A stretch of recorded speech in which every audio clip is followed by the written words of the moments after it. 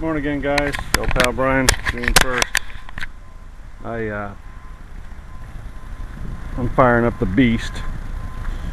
Probably ought to change it. I think I refer to it as the Sonic Turkey, but the reality is it's just a beast.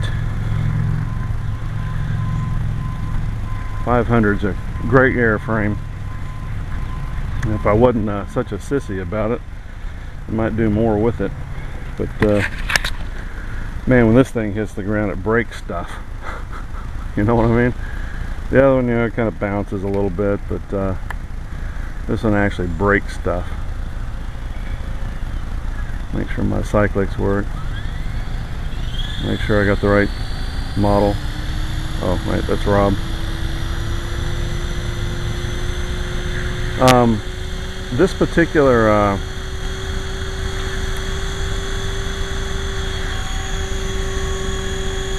This particular gyro is working fairly well. Now I haven't got to sling it around, so I'm going to be a little more careful with it.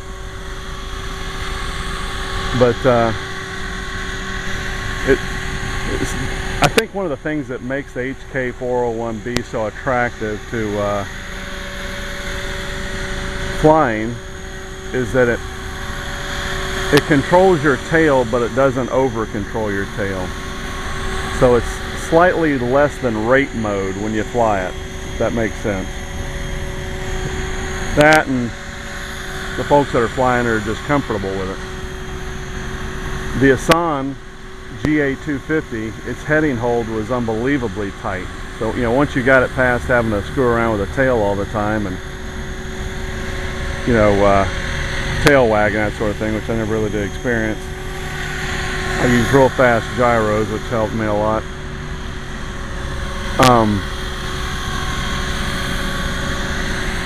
It was tight. It was actually almost too tight. You want the tail to give some. Well, this one seems to be, for my solution, a really neat compromise between the two, being more so on the HK's level of flyability, for lack of a better term. Gyro ability.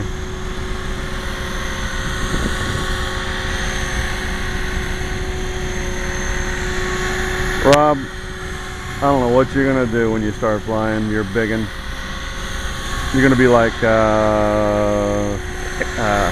HK450 what? Who? I recall perhaps maybe purchasing one.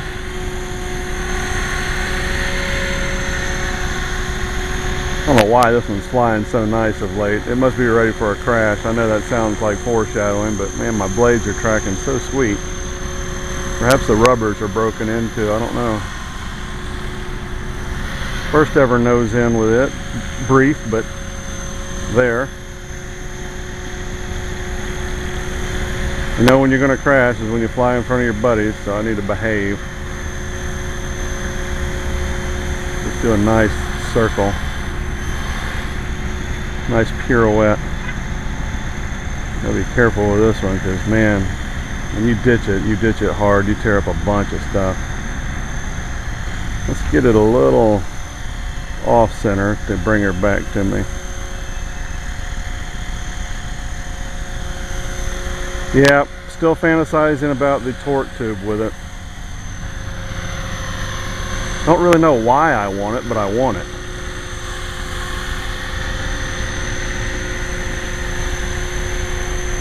ACRC sells them, and I can buy a bunch of other little parts and get them shipped over here that I can use.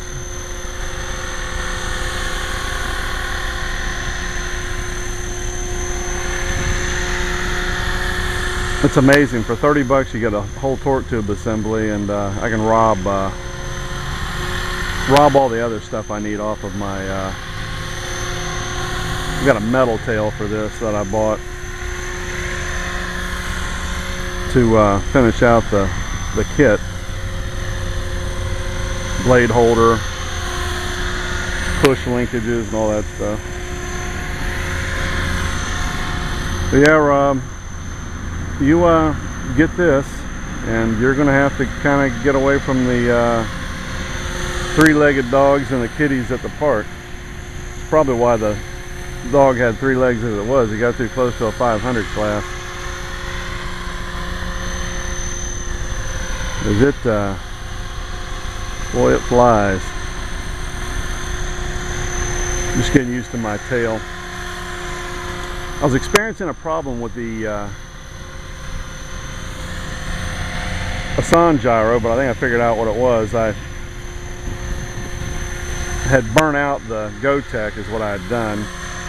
I tried to run it on 333 megahertz on the Asan, and what it did was it overheated it, and I think once you overheat them, they're then compromised. And sure enough, I had a nice little flight, but when I would move the tail like so, it didn't want to, I'd have to push on the stick really hard to get it to move.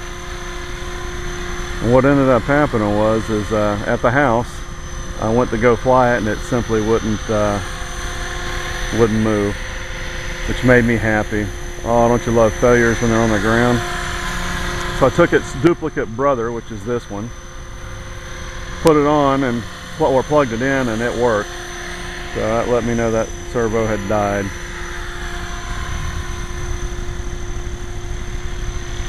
What a beautiful little beast that thing is. Just beautiful. Loss of orientation is a little bit harder to accomplish with this one. Yeah, Joaquin, I think my vibration is I've got tail. I took the stock tail rotors off so I could, get some visibility out of these yellows. And I think what my problem is that that they're probably very imperfect. When I go today, I'm going to look for some KDBB balanced ones that are yellow. If not, I'm just going to buy black and see if that doesn't alleviate my vibration. But the camera mount went on really nicely, and I don't know, these things are big and there's plenty of opportunity for vibration. And refer to earlier assertions that I'm not the king of tuning stuff. So you end up running into that little factoid as well.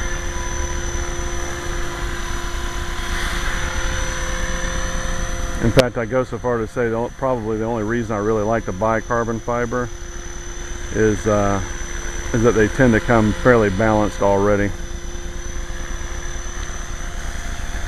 Yeah, trying to dynamically balance something that just, I don't know. Simon does that stuff. He gets really anal retentive, and I just don't have that in me. But then again, I don't have a doctorate either. There's my second nose in with it.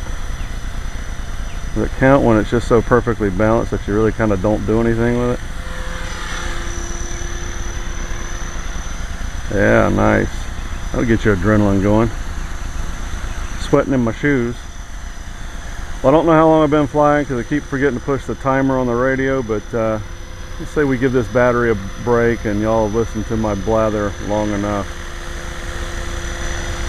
We'll bring the Sonic Turkey in for a landing, huh?